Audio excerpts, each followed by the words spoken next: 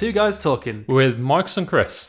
Kris, right? So we mentioned Iron Maiden last week. Yes, we did. Right, We were no, I don't think it was last week. I think it was the week before. Doesn't matter. You've got some beer on the table. That's what I'm interested in. Okay, so what have we got? So one of my friends sent me a link to an Iron Maiden beer collection. If you don't know, Iron Maiden's Bruce Dickinson brews his own beer with Robinson's Brewery, based right here in Manchester. Nice. Actually in Stockport. Oh, okay. It still counts. Close enough, you know. Fuck it. And I did get this box of beer. There's 12 beers in total. You get 2 of each kind. So we decided we'll have a nice little theme of beers. We'll have 2 each week of this Iron Maiden beer. Fantastic. Now, I know nothing about this beer. I'm pretty sure I've tried some of it in the past, but I don't know. It's like a clean slate. I have no idea what we're dealing with here. So now I have had a few, but I've not had these 2. I might have had the red and the black, which is a type of porter. Okay. However, I feel like we should start with the 666 Trooper beer, which is a premium British beer. It is a limited edition as well, so I don't know if you can get this anywhere else. All right. You can get it from this collection box. Just how much is the collection box? For the box and delivery, it was 30 quid. Okay. Well, for 12 beers. For 12 beers, 30 quid. So, is that good? I don't know. I mean, I don't think it's good. I mean, oh, interesting. Right. So, as it happens, this 666 is 6.6% volume. So interesting. Nice one, man. There's also a story on the back of the bottle. If you take a look at the back, it does tell you some history about why the beer's name's 666. Okay. Onward Road, the 666. The Charge of the Light Brigade. I remember them talking on Top Gear about this. The Charge of the Light Brigade took place at the Battle of Balaclava, which happened in 1854, during the Crimean War, inspiring the Iron Maiden song "The Trooper." That's why it's called. Most famous song. Is that why it's called Trooper Yep. Beer then? Nice. Okay. Recent research has found that 666 British cavalrymen charged the massed Russian. Yeah, so there was a lot of Russian guns, basically. Yeah, like wasn't it a misunderstood order? I am unsure. What I do know is the Crimean War was obviously fought in Crimea, which was part of Russia at the time. Mm-hmm. And it, very famously, the British withheld with less forces. Didn't they have like horses and shit, and they were going up against like cannons and guns? Like, yeah. The complete it just was not fair at all. This gallant but foolhardily action resulted in massive loss of life and was due to misunderstanding an order given by Lord Raglan. Okay, so that's what's on the back of the bottle here. We've created Trooper 666, charged with even more flavour and more alcohol, but brewed to the same great recipe of the original Trooper. Right. So I appreciate what they're doing, but they're kind of like very, very loosely relating it to, Now, for those who don't know, Trooper is obviously Iron Maiden's most famous beverage from Robinson's. We do have that in the fridge for the last week. Robinson's the people who brew this as well? Is it like a commission or something? Robinson's it's a partnership. Ah. So Robinson's brew the beer for Iron Maiden. And Iron Maiden provide the font, basically. Pretty much. For the label. Pretty much. Very nice, man. There is one in there called Sun and Steel, and I've been looking for this for ages, ever since it came out. This is the biggest reason why I actually went, you know what? Fuck it, 30 quid. I want this one beer that's in there. So I'm looking at the colour of this beer in my in my Copperberg glass, because obviously everyone's got, Christmas. Your parents you always get Copperberg cider gift set. I've got so many of these goddamn glasses. Anyway, so we're looking at. It looks like a cider. It's quite red. It's got quite No, it's an amber ale. It's an amber. Yeah, it's an amber. It's got an amber quality to it.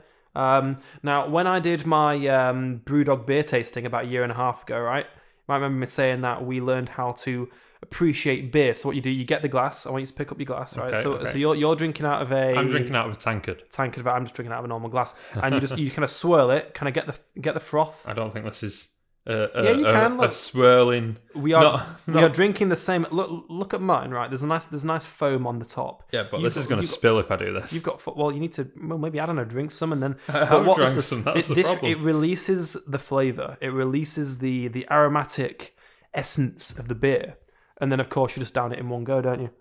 Now, normally I would just drink out of the bottle, but considering this is a special purchase, I have got myself a glass. It's got a nice. It's quite smooth actually. Yeah. It's a really nice beer. Like I say, normally you get it off the pump. Obviously not this one. This is limited edition.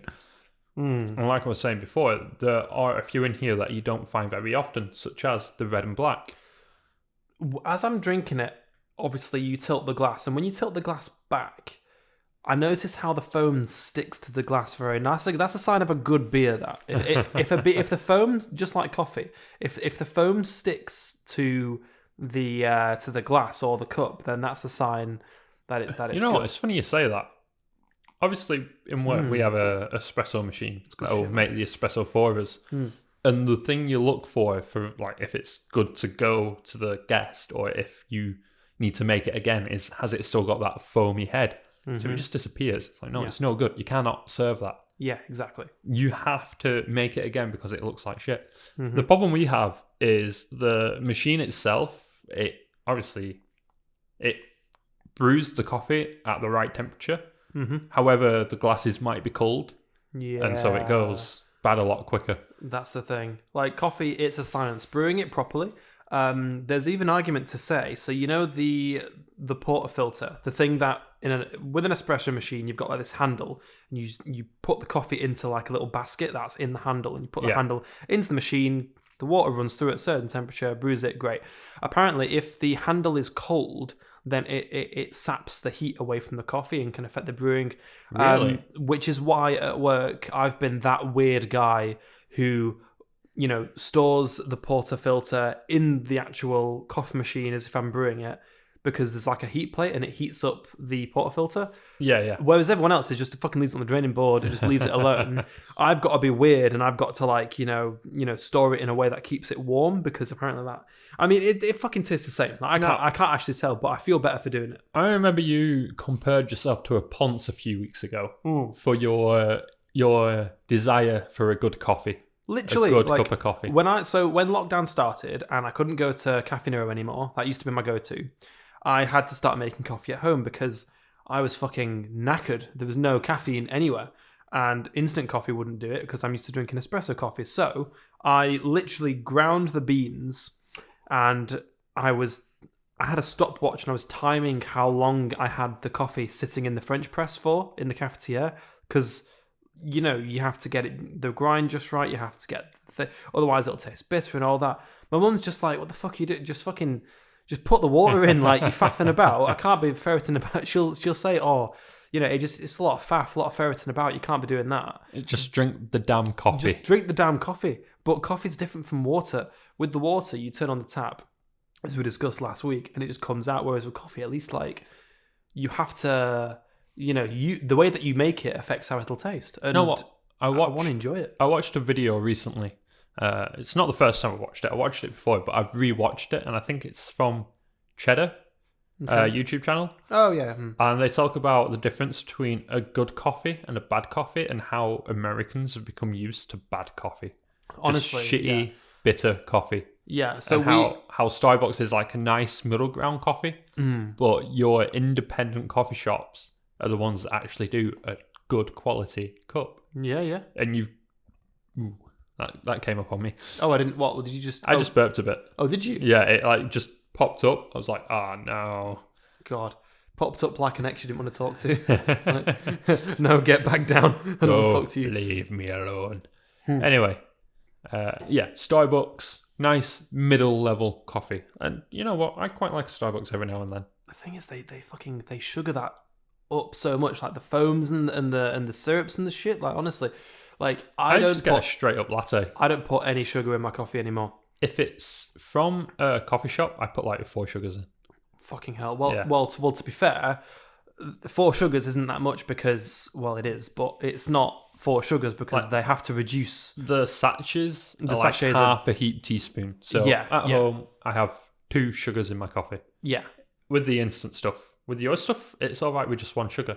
Yeah. And I think that's like the difference in quality. Yeah. Is I will have one sugar in the actual ground coffee that we make with a cafetiere. Mm-hmm.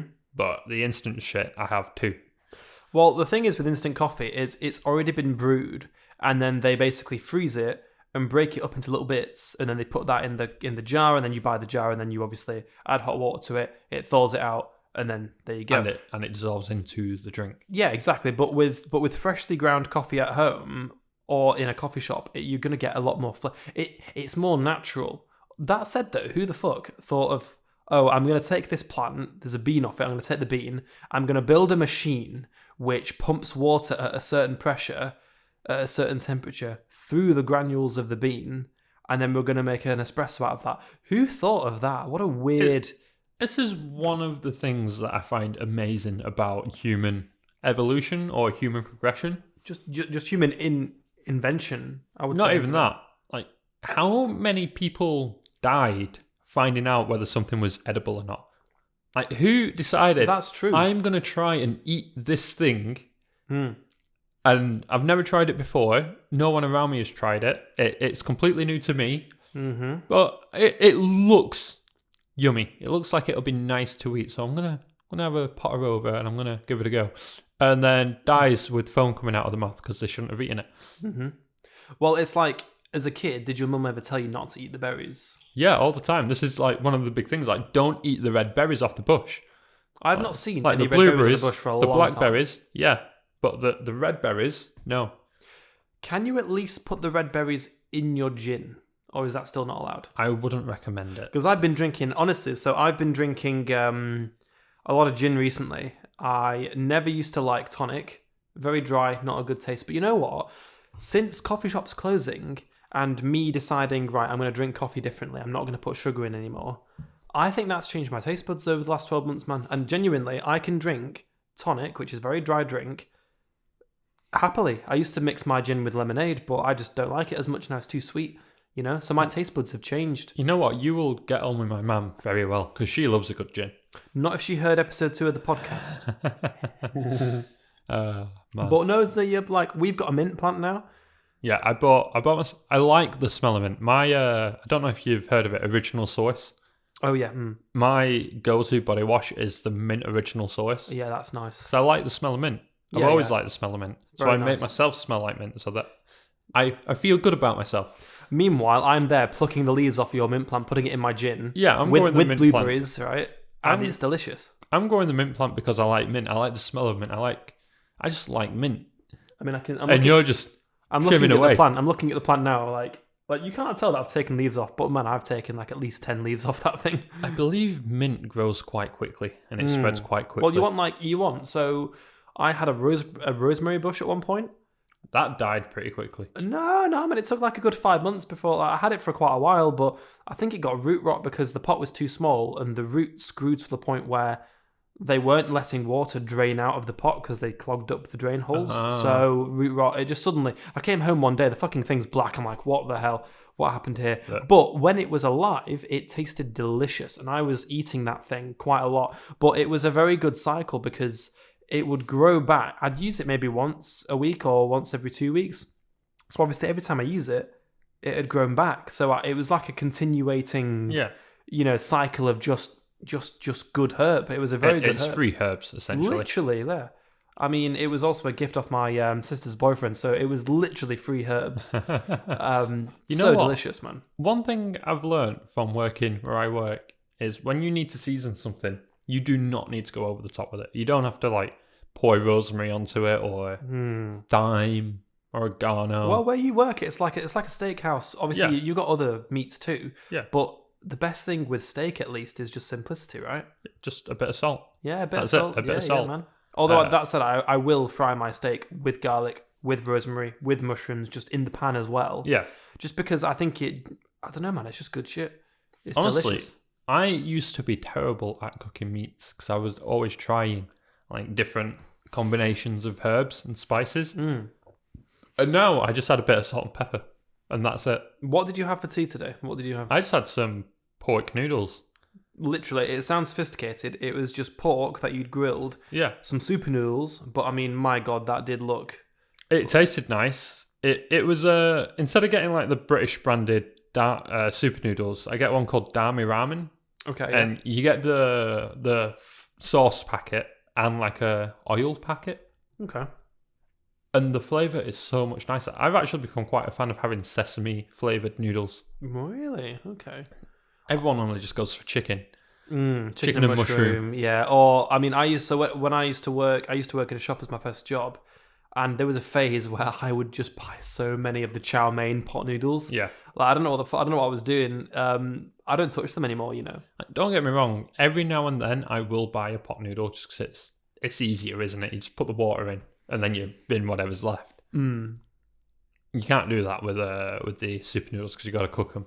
Cook them in a bowl, or you can cook them on the hob. When I add meat to it, I do it on the hob, but normally I do it in the microwave. I've got to tell you, man. Like, I don't know how I'll get on, but I am very much looking forward to when travel starts again. Because what I really want to do is go to Japan, try some proper ramen in like a proper place. Now, my sister's been to Japan. She went on her own for 3 weeks. Now, obviously, it's not only a different dialect; it's a different alphabet system, different hieroglyphics, right? Yeah. So I don't know like how she got on, but it was one of the best trips she's ever had. I would love to do that kind of thing. I'd love to, you know. Japan, like, especially Tokyo, is one of my, like, go-to places. I also would like to visit Hokkaido, which is the northern island. Okay. Well, she went all over. I'm not sure where she went. She went to Kyoto and Tokyo, obviously the two major cities, but she went other places too. Yeah. Obviously, Kyoto is more for your traditional Japanese culture and heritage and the shrines and all that kind of stuff. You know, Tokyo's just like maid cafes and cats and shit, right? But I mean, it's the biggest city on earth, man. is it really? Yeah, it's huge. Fuck, I would have thought like Shanghai or like maybe somewhere in China would have had that crown. You know, Tokyo. have you heard of like the mega cities? Yeah. You know, I mean, even India like is just huge. I mean, if I went to India, I don't know where I'd go. I'd probably end up in Delhi because that's the capital. Mumbai's good. You want to go to Mumbai Mumbai? as well. Yeah. But where that's did what I I mean. Like, as the wider country, I wouldn't know where to go or what to do. Although, to be fair, when I booked my holidays, it isn't normally a place you would go to. No. Like, my first holiday without my family was to Chechen.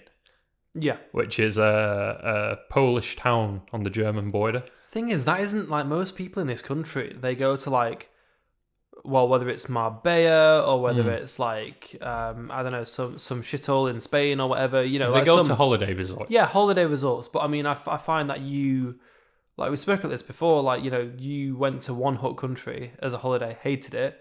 But to be fair, it was raining. There's a picture of you stood next to the pool in your shorts with the rain coming down. Yeah, there's an ironic thing here. I don't like sitting around too often if I'm on holiday. I don't want to just sit in one place for a whole week, which unfortunately for me, the people I'd gone with were more inclined to stay poolside. Whereas I was like, no, I want to explore a bit. You know, we've got a whole island and you're just staying on the resort. Yeah, you want to see what there is to offer, you know. I got attacked by a seagull while I was there. Oh, fuck that. I went for a walk over the cliffs. I think I got a bit too close to one of the nests. No, I'll tell you what that was. You'd gone to the edge of the map and the Guardians had come in and they were trying to stop you from like venturing out too far.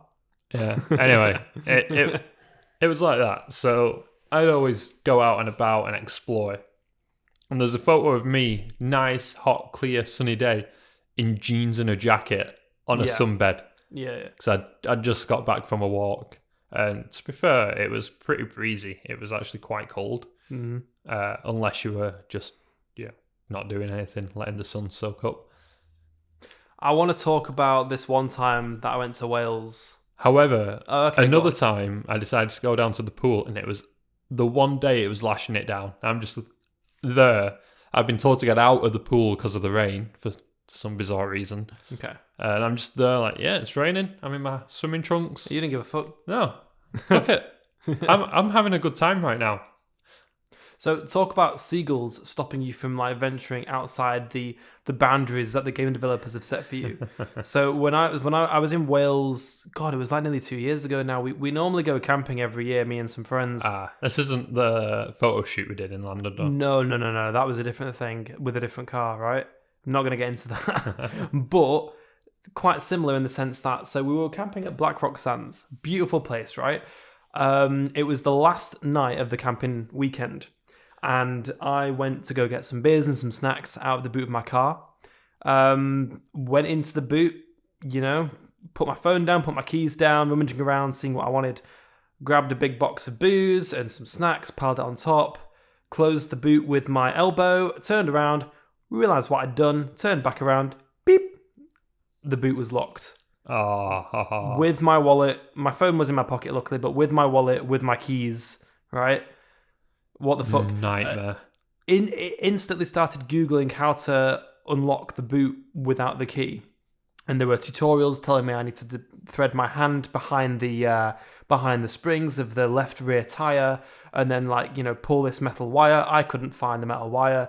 The next morning, all my friends were leaving the campsite going home because they had to get to work and shit, and so did I. And I'm ringing my boss up like, oh shit, I'm kind of stranded in Wales, nothing I can do. I rang up, what did I do? I rang up locksmiths and the dealership of my car manufacturer, and I rang up my insurance, and all of them said, it's not worth it. If we tried to get in the car, it would trip the immobilizer, you wouldn't be able to drive it off the field, you'd be stuck there, right?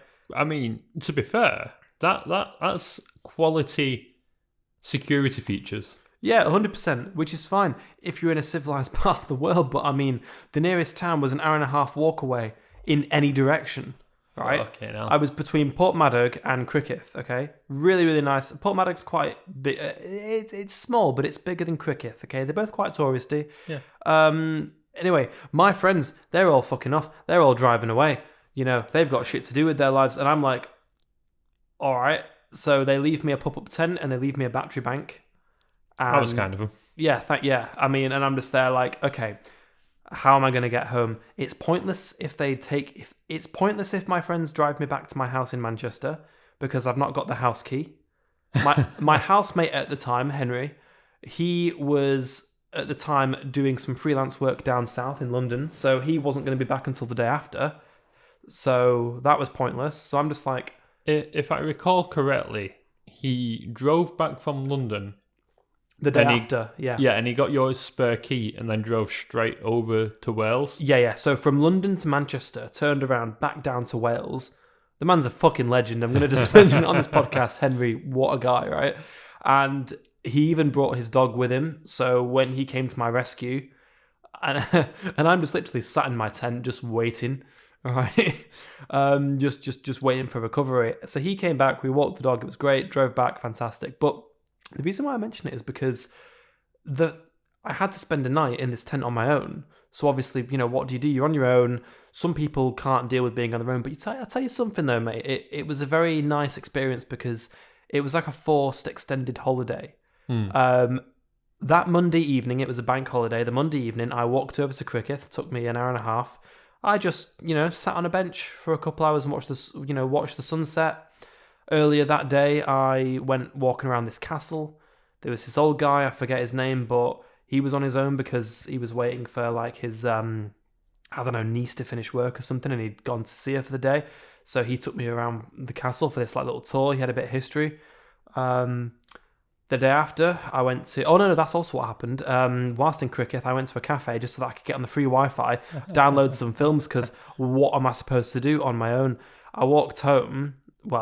to the tent, and it was getting dark, and I was climbing over these rocks. This is, the seagull story that you mentioned reminded me of this. There were no seagulls, but there were some sheep, and they were looking at me, and they gave me some fucking bad looks. Oh. They were not happy, and I'm just like, what are they going to do to sheep? But I mean, I was still scared for my life, honestly. They knew you weren't native. I wasn't meant to be there. You didn't serenade them enough. No, I was wearing clothes. What are you suggesting here? But these experiences shape who you are, and you know what? It was for the first 4 hours of the 29 hours that I was stranded on my own, waiting for Henry to come and pick me up. Like, for the first 4 hours, I was a bit worried. I was a bit concerned. I was like, oh, this hasn't gone to plan.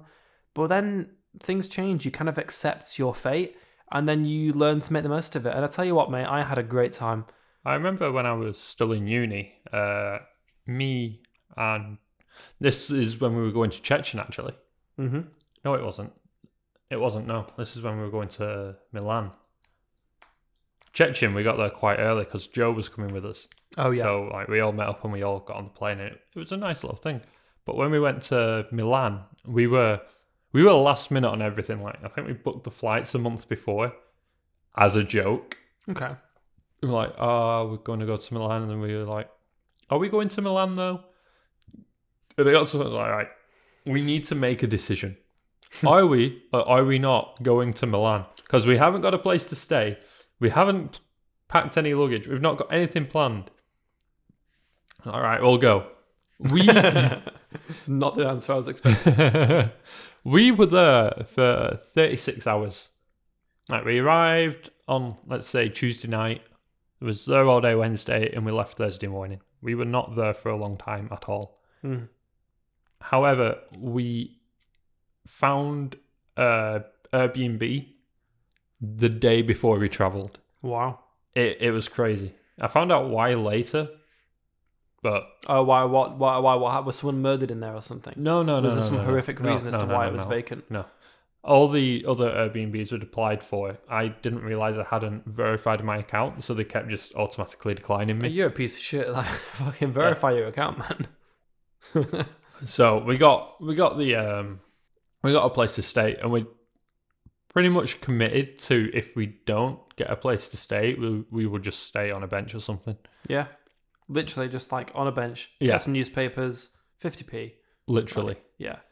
And we were running late the whole way, and it just so happens on the day that we were flying, there was a problem on the local rail service. All right. And we arrived at the airport 30 minutes before the flight. 30 minutes? 30 minutes to get through check-in, to security, to the gate. Wait, so when you arrived at the airport, the flight was 30 minutes from when you arrived? Yeah, we had 30 minutes to get from where we were. Fucking hell. Now, think about it. That's incredible. Think about it this way. There's a reason why they say get there at least 2 hours before, so you can get through all this stuff. And you can get through the duty free. Oh, mate, like, I mean, I've done it within an hour, and I thought that was fucking tight. There was no room for error in that time. Yeah. Like, but you also need to get there 20 minutes before the departure time for the plane to like. Oh yeah, because they're gonna lock you off. They're not gonna let you in after that if you like. So if you think about it that way, we had 10 minutes. Oh my god. We had 10 minutes to do everything, and holy cow, that was the quickest I have ever gone from getting into an airport and getting out of the country. That is incredible how you managed that. We got drug swabbed at fucking security as well. Oh, the random drug checks. Yeah. Oh. I don't think it was random. They were just like, there's a bit of a substance. We just got to check. Oh, is it that thing where, like, no, I had duct tape in my bags. I did film and TV, and duct tape was just part and staple. Right, that's just weird, man. Like, you're not going to Milan to fucking film shit. I just forgot to take it out of my bag from uni. Fair enough. I just happened to have a roll of duct tape in my bag, and I'm like, right, we're going to do a full drug check here. I mean, I've had it where it was a work trip. We were going on a bit of a road trip down the East Coast of America. So start in Boston, New York, Ohio, North Carolina, and then Miami, and then Delray Beach in Florida. A work trip taking 2 weeks. I didn't want to miss it. And fuck me, I arrive at the airport with no passport. Yeah. Like, I arrive and everyone's like, hey, Marcus, how's it going, man? Yeah, great. Have you got your passport? My face dropped. Like, honestly, it was like, you can't see it at home, but it was like happy. And then suddenly it's like, and I'm there I'm rummaging through my bag trying to find this fucking thing. And I'm like, I know that I've not got it. I'm rummaging my bag just to put on a face for the fucking colleagues that I'm with because I don't want to look like an idiot. Luckily, we got to the airport, with enough time so that I could get a taxi and do like a bounce trip, like a boomerang, fucking Ayrton Senna. He looked like Ayrton Senna. Okay, reanimated for my purposes at my time of need. Okay, I do believe if you need him, the ghost of Ayrton Senna will come back. Okay, because if you don't go for a cab, you're not a racing driver. In the fucking black cab, and within, Manchester Airport to Salford, I'd like to say that within 30 minutes round trip back to the house, in there, in the cupboard, got the passport, back in the taxi, on the plane, bam. Damn. Sorted. Yeah? Fucking gold medal. Wow. Amazing. How fast was that guy driving, and how much did you have to pay for that trip? I think the round trip was 70 quid. Oof. £70. You gave him a bit extra for that, didn't you? Oh yeah, no. Well, like my colleagues did like fork out a little bit as well. I might have forgotten to pay James back. Sorry. Oh, we know what you're doing on Monday. £30 up the Swanee. But oh yeah, man. Like, how can you? To be fair, like, the purpose of me going on that trip was to film shit. So I was too focused on have I got the right lenses, the right batteries, like filming equipment. There's a lot of stuff. Yeah. You're looking more at the practical side of the trip as opposed to the bureaucratic side, which is, have you got your identification to travel from this country to that country? Papers, please. Yeah. Which brings me on to my next point, actually, and I want to ask you. So, I've been working where I've been working for 4 years. I produce videos, and that's great. But I have been using my own equipment to do that. The company's never had enough budget to invest in me to, produce better quality videos. Now, the argument has always been, you can find creativity within limitation, right? Some of the most creative films out there are filmed on phones and all that shit. Now, very recently, I have been granted a small budget to actually get some proper equipment that the company's going to pay for, which will allow me to make better videos. Now, I'm asking you, because you produce photos as a hobby, right? Yeah. At what point do you distinguish between, I need to be creative, or I need the equipment to be creative? Because I feel that a lot of the times in the photo and video industry, people get sucked into, I need this codec, I need this resolution, I need this color space, I need this, this lens to do, like, you can find creativity with limitation, but there becomes a point, right? People who don't understand about dynamic range and other technical things with cameras, how do you explain to them, I need this in order to do what I want to do? Now, here's my thing about that. I am by no means a professional. And I am by all means grabbing the next beer. So let me just... So what is this? Red and black. Red and black. Oh, this is the porter. This is the porter. Oh, this is 6.8%. This is going up slightly, man. Anyway, sorry. Continue. Yeah. I am in no way... So I did that, but I didn't. So just to explain, right, when we open bottles on the podcast, we watch each other, and then we allow the other person time to actually do it. But I don't know what happened, but I kind of missed it. There you go. You kind of you let the lip slip. Let the lip slip. Yeah, and it just slipped off, and he didn't actually open the beer. He just kind of threw the bar blade up in the air. I don't really know what happened there. Sorry, man. I'm retracting your story. That was funny. Anyway, I am in no means a professional. However, I know there are sites that you can use to rent specific equipment. Oh, yeah. Personally, I have 2 prime lenses. I've got a 50mm prime and a 24mm prime. Prime just means that you can't zoom in and zoom out. Yeah, there's no zoom. Oh, okay. Just very quickly, let me just tell you. So whilst making videos at work, obviously I work with people who, aren't... I'm the only person who does video at the company. Only I understand how the lenses and the cameras and all that shit works. And the amount of complaints I've got, because it's like, oh, Marcus, can't you just zoom in? And I'm like, no, I can't. I've only got prime lenses. And it's like, what do you mean? Can't you zoom in? I'm like, no. How much does that camera cost? I'm like, it doesn't fucking matter how much it costs. Like, I can't zoom in. It's a prime lens. There are benefits to having a prime lens, but one of them is not zooming in and out. The key benefit to a prime lens is they tend to be crisper. They have a lower aperture, which means you can open it up wider and let more light in. Better in low light, better if you want to get a shallow depth of field. Yeah. More creative with your shots. Yeah, man, all that.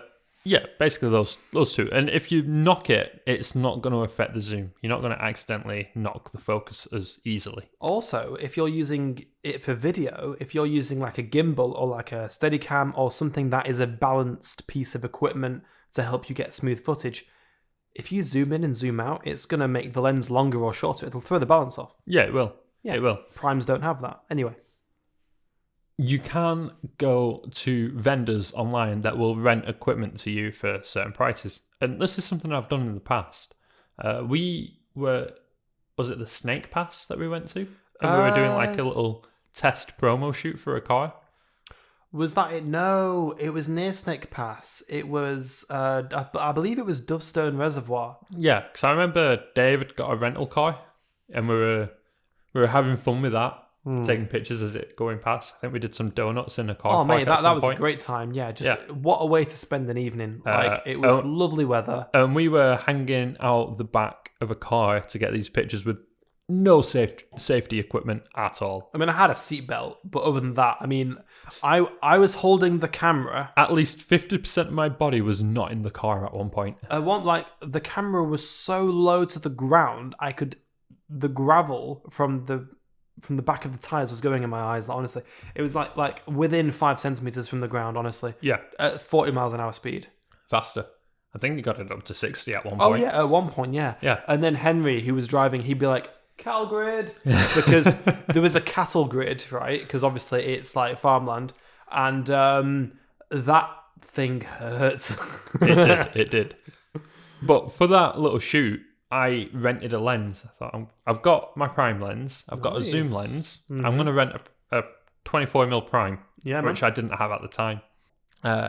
The prime lens I ended up buying at 24mm is dog shit, if I'm honest. I don't like it. You bought it? I bought a different 24mm.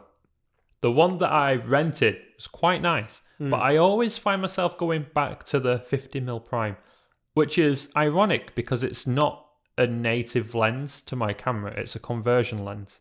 Okay, so it's like you've got it's built for a different kind of camera. Yeah. And you've had to like use an adapter to. Yeah. You know. It is the cleanest, crispest lens I have ever used, and I got it for 50 quid. 50 quid, very nice. Well, to be fair, even in uni when they've got these like hundreds of pounds worth of camera equipment with zoom lenses, thousands, man. Yeah, I would always find myself going back to this lens because it was just clean and clear. I was like, there is something very right about this lens that makes me want to go and find more and just get a converter as opposed to use the standard lenses that are built for the camera. Mm-hmm. And being a prime lens, I don't need the mechanical function that comes with the body, you know? Well, that's the thing, because it's an older lens, right? Yeah. So for those of you who don't use cameras, like modern lenses are somewhat electronic. So they sync with the camera that they're built for, so that you can adjust like the settings and the aperture and the zoom and the focus and so on in camera. But if it's a lens that isn't built for the camera and you've got to use an adapter, then you lose that functionality. You have to use your hands to manually, adjust the lens and so on. I tend to use my camera on aperture priority. So the camera will automatically set the aperture for me. Yeah. And I adjust the f-stops, which makes sense because the camera can't do anything with the f-stop itself. Yeah. From that, I get quite nice images. Well, yeah, I've seen clean, crisp. That meteor image. And I do want that printed. Like, once I get paid, I'm paying for that getting done because it's a good image, man. Yeah, it's good shit. We looked up like whether that was a meteor or not, but there was no recorded sightings at that time. I'm not a professional in this. If they say there's been no recorded sighting, I'm not going to be like, yeah, this was a meteor. Yeah, but it looks like one. It does. Yeah, but the thing is, like, no one else was probably... Mate, there are hundreds of meteors. I wasn't even looking at it, man. There are hundreds of meteors that hit this planet, and most of them, 90% at least, will not get noticed, right?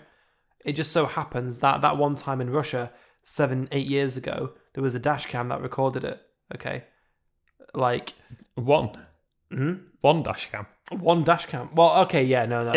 It blew the windows off buildings. No, okay, right. It landed in Russia. Every fucker in Russia's got dash cams, man. Of course you're going to have a dash cam. There's random tanks that drive across the road. Have you been to Russia? No. Although this brings me on it's a cultural thing. This brings me on to one of my life ambitions. I don't know if anyone knows. I think I've told you before. But you can pay to fly in a MiG-21.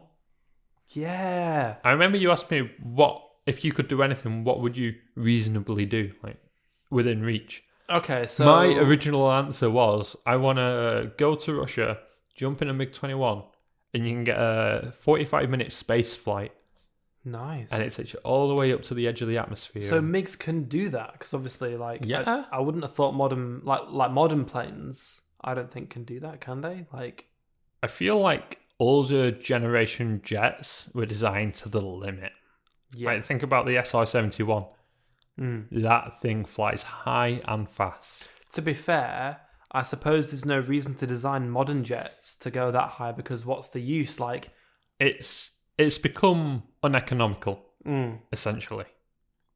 Yeah, back in the 70s and the 60s, who gives a shit? You're just going to fly. You burn the fuel you want. Yeah, you want to be the biggest, fastest, strongest plane. It's a flex. It's a flex. It was the Cold War, man. Yeah, it was the Cold War. And now there's just no reason. Well, there's no motivation to. I mean, it's like with the moon landings, obviously, the space race, but now there isn't so much of an onus to get your tech in low Earth orbit because, there's no threat of impending doom from the other side. True. But that said, SpaceX comes along purely motivated by the fact that they just want to get, humanity into a space age state. And that's all the motivation they need. I saw a great Ask Reddit thread recently, which was if you had to waste $1 million. Oh, yeah. So you can't use it on anything productive. You have to, for all intents and purposes, throw this away on buying crap. Writing off a Bugatti Veyron, that's what I'd do. I think Bugatti is more than $1 million. Well, the original one. The catch is, if you succeed in blowing this $1 million, you would then get $1 million to spend on yourself. That's quite hard to do, to be fair. My response was I would get a CubeSat. Okay. That would be attached to a Falcon 9 rocket and blasted off into space. CubeSats can piggyback quite cheap on a Falcon 9. And it would rickroll the Earth on a continuous loop. Rickroll? Yeah. All right. So it would have Rick Astley's Never Gonna Give You Up, and it would broadcast it down to Earth on a varying frequency for however long and just keep going around the Earth, rickrolling everyone. How many years do you reckon this would happens last to for? listen in? However long a solar panel can keep providing enough power. I mean, that's a long time, man. I mean, shit, you're talking 70s tech. Okay. The Voyager space probes are still operational. They haven't run out of nuclear power yet. Yeah, they're still going. Yeah, man, which is mental.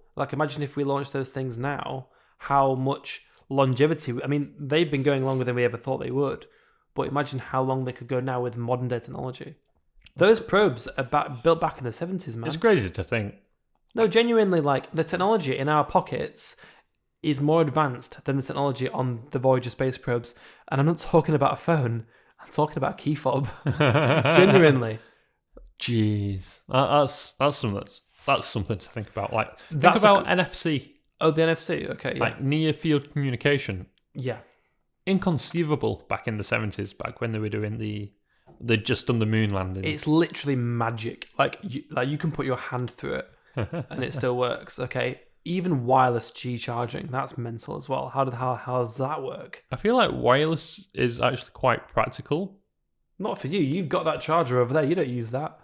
It's a fucking coaster for you. Put your drink on there. I think the problem is that's one of the first generation wireless chargers. This is one of the first wireless chargers. The thing is, they're very slow. But the thing is, as well, I charge my phone at night time and I plug it into the wall, right? Now, obviously, charging your phone quickly damages the battery. Having it on 100% battery damages the battery. So really, I should be using a wireless charger. It's slow. It'll make the battery last longer. See, I'm the opposite on that. I do not charge my phone overnight. I only ever charge my phone up during the day, which can be quite impeding, especially if I've been on my phone. I've been having a problem. I tend to put a certain channel on YouTube to fall asleep to. And then the video will stop and my phone should go to sleep after 10 minutes. Yeah. And recently it's not been doing that. It just stays on all night. When it's a weekend, I don't give a shit. I just put it on anyway. I listen to all sorts of things, right? Like that help me sleep. It used to be this Belgian guy reviewing like different wines, different knives, that kind of, don't read into that. Bit weird. That was when you were in bloody school as well. Mate, I'm still subscribed to the guy. He doesn't produce videos. He does watches now. But I mean, it's people who have accents that I'm not familiar with. It's like an ASMR thing. Like genuinely, there's a guy that I'm listening to now, and he's clearly realized that his voice has an ASMR quality to it, right? Because he started producing more videos recently.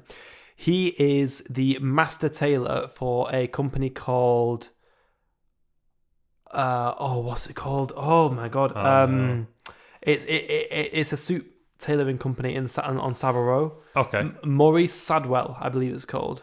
Maurice Sadwell. I'm going to Google that just very, very quick just to find out. Right. But basically, like, he's a guy from, not from Sri Lanka, but from a different part of the world. And honestly, you're living it quite open here. Yeah, he could be from Sri Lanka, but he could be from somewhere else. Right, so yes, it is Maurice Sedwell.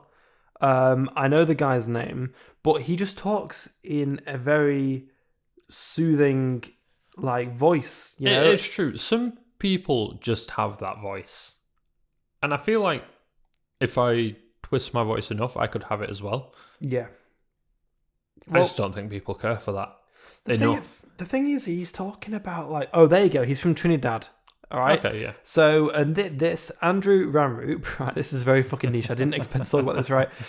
This guy is master gentleman. Okay, he is the fucking pinnacle of what a man should be, in my opinion, right? He is obviously from Trinidad. He immigrated to the UK many years ago, and he decided, I want to be a tailor. I want to make suits, and I want to work in Savile Row.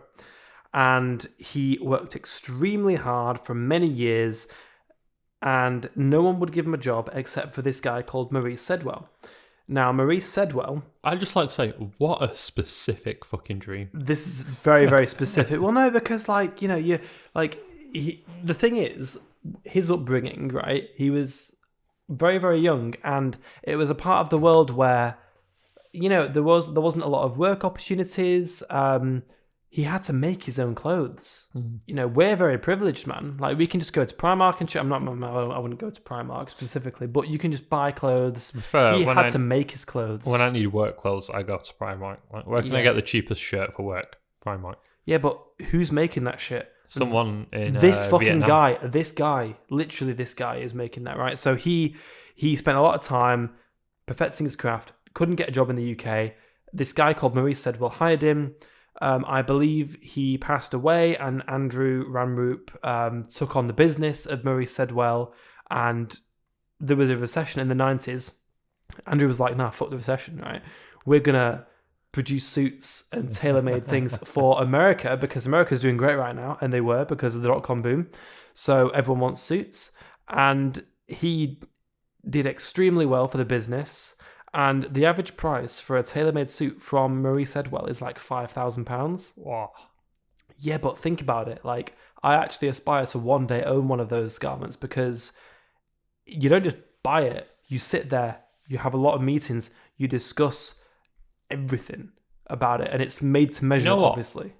I want to talk about something kind of similar. Like, I could not afford that right now at all. Same. However, one thing I've been looking into recently is buying a car. I'm not going to go into specifics too much, except insurance. Yeah. Last time I checked insurance for a car, if I was to buy one, was before the pandemic. Mm. And it was over $2,000 just to insure myself. Really? Yeah. Oh wait, so are you? Okay. I'll save it. I'll save it. Go on. Save it. Yeah. And so I was a bit apprehensive about buying a car. So obviously, $2,400 a year to insure a car, not to mention road tax, MOTs, tax discs, whatever. That's a very American thing to say. 2,400. I say 2,400, but people in this country would normally say 2,400. I prefer 2,400. I think it's better. Yeah. I think it's easier. I know what it means, but I'm just saying. I think it's just quicker to say. Yeah, it is. I think that's what it is. Like Yeah, 2,400 or 2,400. America's all about making things easier. Sidewalk. Why is it called a sidewalk? Because you're specifying it's on the side and you're walking on it. Things like that. Yeah. You're just making it simple. Anyway, go on. Anyway. And I've been kind of on hold to do my driving test for over a year now because of the pandemic. Literally, you had your test booked for March 2020. I was supposed to book it at the end of March in 2020. Mm-hmm. Yeah. I didn't have it booked. I was supposed to book it so that my instructor could go through everything with me before that wait period. Yeah, of course, right? And obviously lockdowns hit. And yeah, I've this not whole been able pandemic to. has been about you basically not being able to do your driving test. And every time I have lessons now, the refresher lessons to make sure that I still know everything. Yeah, exactly. And then another lockdown hits. You've got to keep up your skills. Yeah. And then I go back in the car and we do all the refresh stuff, and then another pandemic hits. And you keep paying the money, and it's like, fuck's sake, you know? Yeah. I was hoping to have my lessons and tests done in a quicker time than my sister. Namely because my sister is younger than me, and it took her just over a year to do all the lessons and pass a test. And I was looking at 8 months. Okay, yeah. Which is pretty solid, if you ask me. Yeah, I think that'd be very good, yeah. Yeah. But now it's obviously going on a year and a half. Yeah, but I mean, like, there's been a pandemic, man. Yeah, like, you can understand. Don't knock yourself out. You can understand why. It's all right, yeah. Anyway, between post-lockdown and after lockdown, I've turned 25. And it turns out turning 25 really helps your insurance. Massively. Because looking at the potential cost of insurance today, the highest quote we got was $1,100. Bearing in mind that city centre Manchester, yeah, that is cheaper than any on insurance. On-street parking as well. On-street parking. I have never paid, right? When I do my insurance, I specify that it's in a locked garage. It's not, technically. Well, it technically is, right? This is when I was at uni and there was underground car park with like shutters. Yeah. So, locked garage, right? I mean... 1,500, I'm talking. Yeah. Again, 1,500, not 1,500, it's easy to say. So, you're paying for it. But, I mean, 25, new driver, that is the most you're paying. Realistically, you'll be looking at like 750, 800 at the most. Yeah, I think we got a low estimate of 770. Yeah, this is annually, obviously. I mean, like, if you can afford to pay annually, I'd recommend it because, you know, to pay monthly, you're paying a bit extra for the privilege of doing that. Here's the thing, right? It's expensive to be poor. And it is. It's very expensive. It really is. Yeah, if you can afford things in cash, then it's cheaper. If you got to pay monthly, it's more. I saw something earlier about how the economy has grown under the Conservative government, which is great.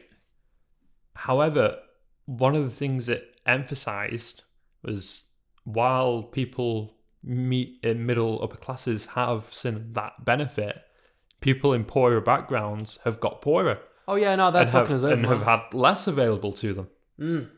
It's like, how can a country's economy develop and how the poorest people get poorer?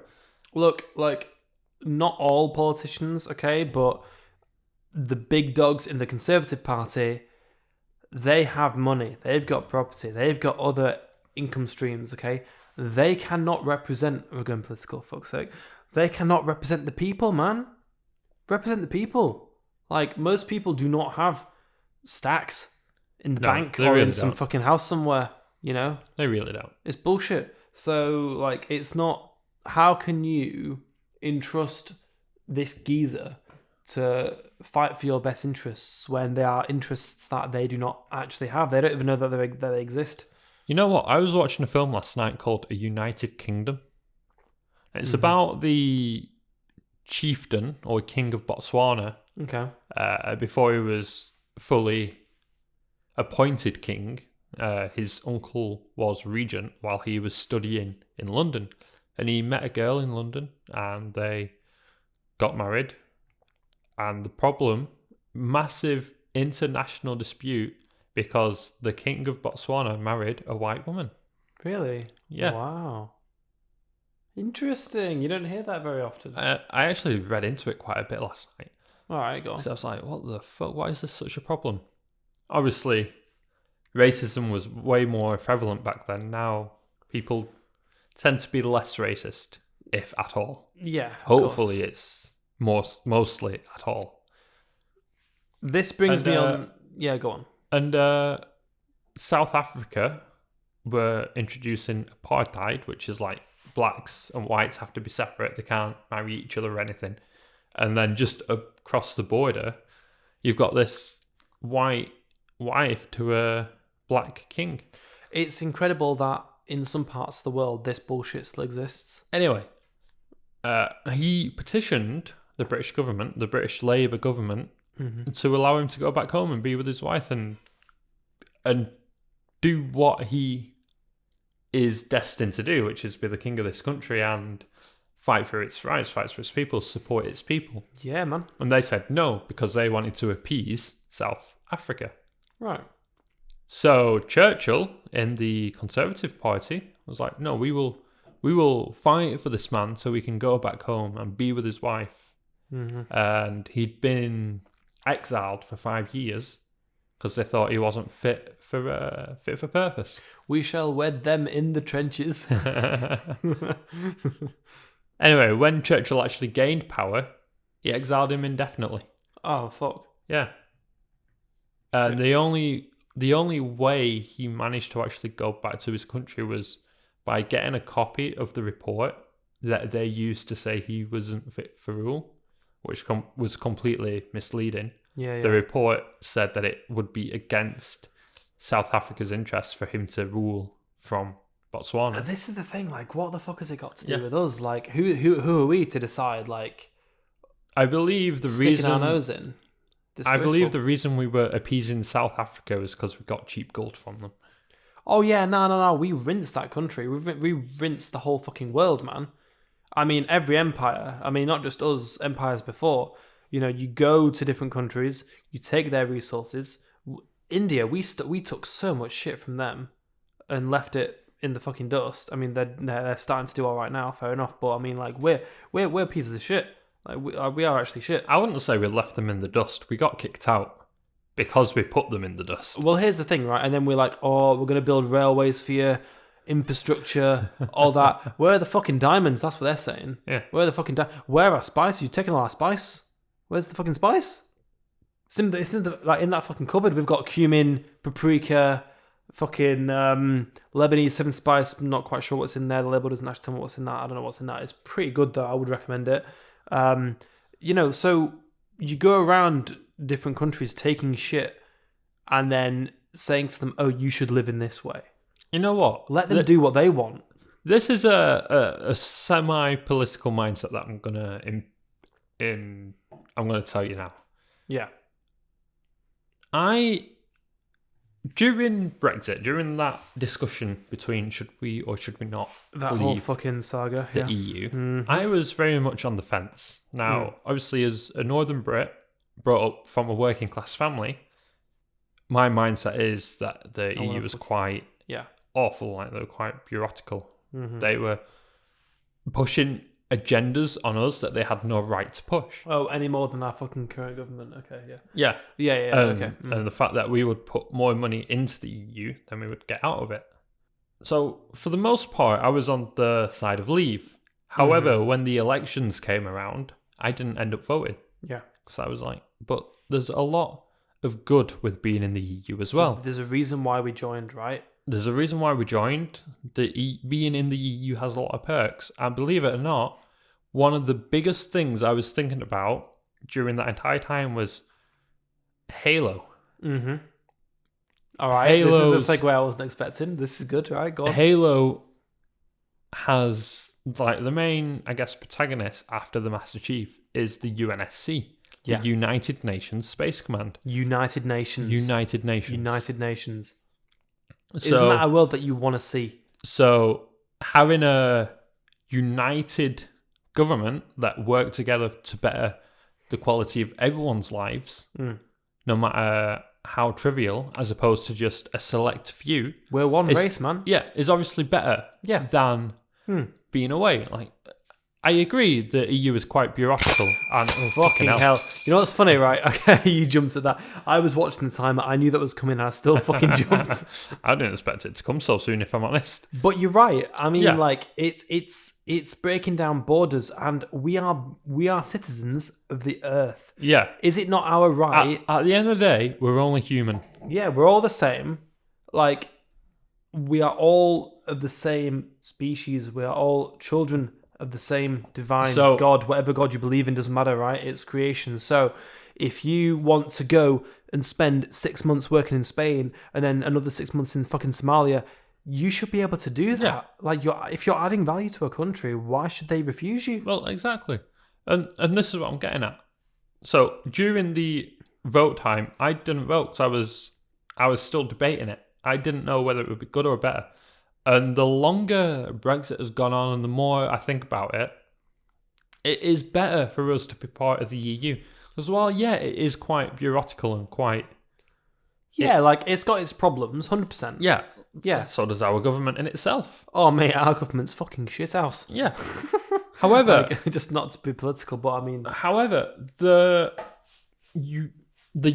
European Union is the only entity even close to providing a united front against anything.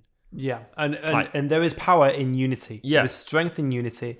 And back to the fucking tailor, Andrew Ramroop, there was an interview back with him in 2016 before Brexit was voted on, and he was asked, what is your opinion on Brexit? Obviously, he runs a business, he wants to be international and all that kind of thing, and he was saying how Boris Johnson is more interested in personal gain and his reputation and building a brand for himself to make himself money, not the country. He said that in 2016, and I agree with that because that is exactly what I'm seeing right now. It is. Yeah, so these fuckers who come in, and it's all about, and obviously if your family, right, is for Brexit, then by proxy you are more likely to be for Brexit or against it or whatever, and that's absolutely fine. But I just think...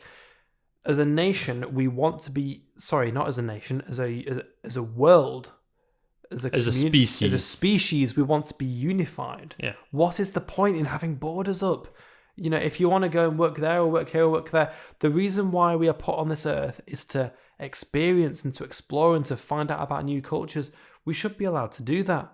Yeah, why would you want borders up? Protecting our jobs. Well, I'm sorry. What jobs? Yeah, what jobs, right? You're worried about foreigners coming here, taking your jobs.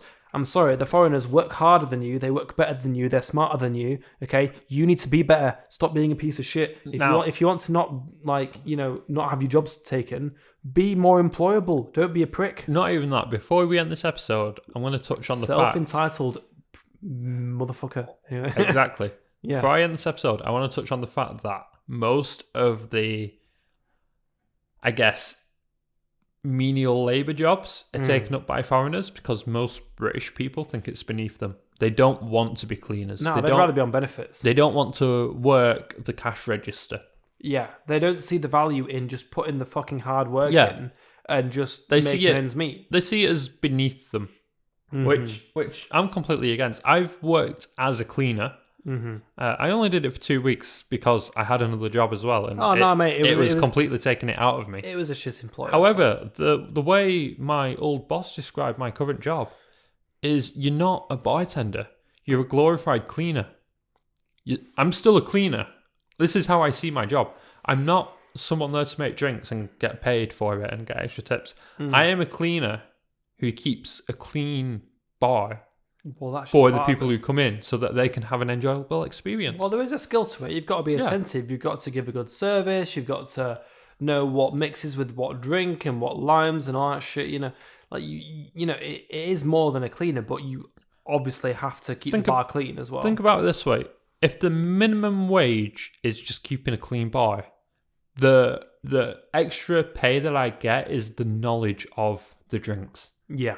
You've So, got a good knowledge of drinks as well. yeah, You've learned a lot. I am paid above minimum wage, thankfully, and I attribute that to my knowledge that I have learned on the job, as well as being good at cleaning.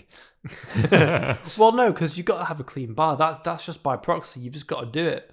In the same way that you've got to have a clean house. Like, you can't just be a fucking pig. You've got to, you have some standard, man. That's just basic. Like, that isn't even accounted for. What's accounted for is the knowledge that you have in knowing, like, didn't you do like a cocktail competition at one point where you were experimenting with different kinds of like drinks and bitters and mixers and all that, Like, there's an element of skill and passion as well, for the actual craft of it. Oh yeah, for sure. I hate to break it to you, I'm not massive on that front. I believe the drink I made, I wanted to focus on having an espresso float.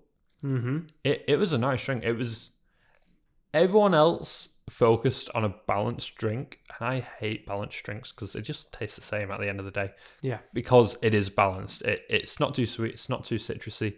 It's just nice and consistent. And it's consistent across the board. And I hate that in cocktails. I like something that punches, something that you want a bit, something a bit sour. Vigor. You want some bold shit that does some crazy shit. My drink was green, right? It was green with black espresso float on top. You wouldn't like me. And it presented like some disgusting thing, and you mix the espresso in. It didn't look nice. Yeah, man. But it had that unique flavour, and I'm glad I got to do that. Yeah, and isn't that what a cocktail is? It can be anything you want it to be. Well, exactly. And on that note, it is time to end Two Guys Talking, episode 6. There's so much shit I wanted to talk about. I wanted to talk about... We've missed a lot, but it's something we can say for next week as well. Right, just very quickly, right? The AI, bringing it back to Halo, right? Yeah. That game came out in 2001. Can I just explain to you how good the AI is in that game?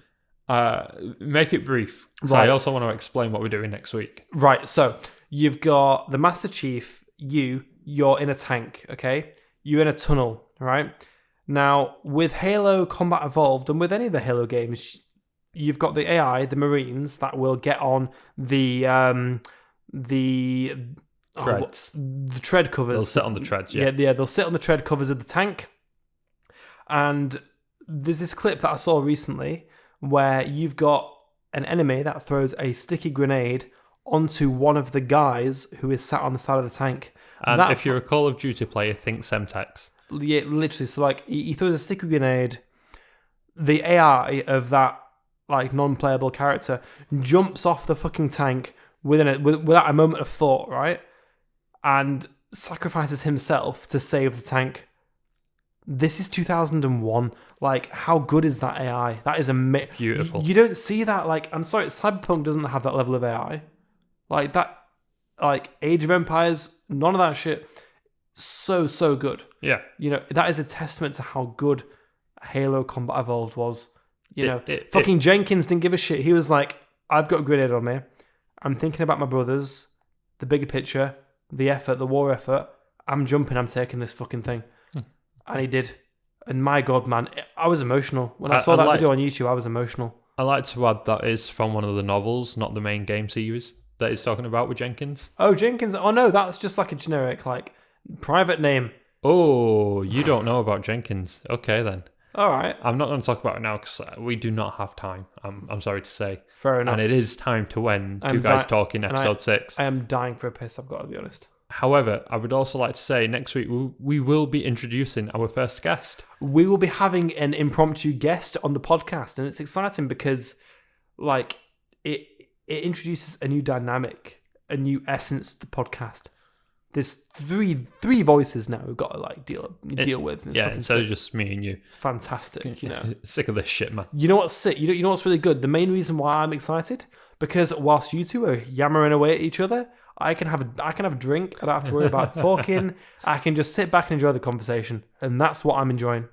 That's what I'm looking forward to. On that note, it's time to end. Thank you for listening to Two Guys Talking. Thank you very much. Episode 6. We will see you next week. See you next week.